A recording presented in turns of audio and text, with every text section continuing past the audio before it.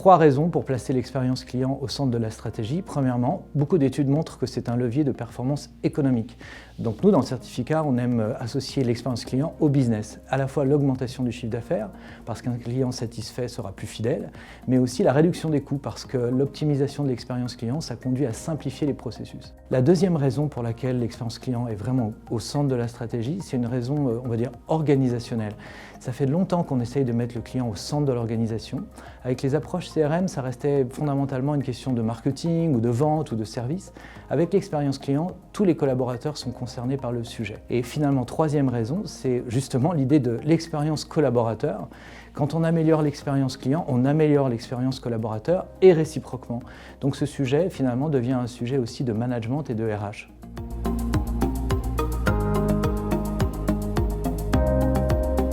Pour optimiser l'expérience client, il y a plusieurs façons de faire. La première, c'est effectivement d'identifier des personas, c'est-à-dire des profils de clients types, et de modéliser les parcours autour de ces personas. Souvent, on modélise les activités du client. C'est une façon d'optimiser leur expérience. Mais il ne faut pas oublier que l'expérience client, c'est aussi la prise en charge des émotions du client. C'est-à-dire qu'on va essayer de gommer les irritants et potentiellement donc produire une expérience positive. Alors notre ennemi un peu dans le certificat, c'est le delight, l'enchantement, parce que ce n'est pas l'enchantement pour l'enchantement, c'est l'enchantement, ou du moins la satisfaction des clients, pour améliorer la performance business. Donc il faut bien garder ça en tête. Donc ce n'est pas qu'une question de système d'information. L'enjeu en fait, c'est de mobiliser l'ensemble de l'organisation autour de ces questions. C'est vraiment une question transversale, au-delà des systèmes d'information.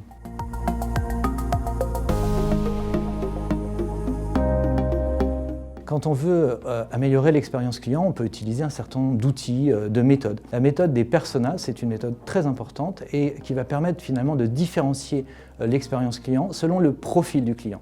C'est différent de la segmentation parce que la segmentation repose souvent sur des données d'historique d'achat ou de profil sociodémographique. L'approche par les personas, elle repose fondamentalement sur l'usage que les clients vont faire du produit ou du service. Et puis plus récemment, on a une idée très intéressante qui s'appelle les jobs to be done. Donc on va différencier les expériences selon les jobs to be done. Exemple, quand on va chez Starbucks, ça peut être soit pour prendre son petit déjeuner le matin, voilà, acheter un café et le consommer assez rapidement, soit par exemple pour rencontrer quelqu'un dans l'après-midi. Par exemple aux États-Unis, Starbucks, on le sait, est le premier site de dating. Donc là, voilà 2 jobs complètement différents.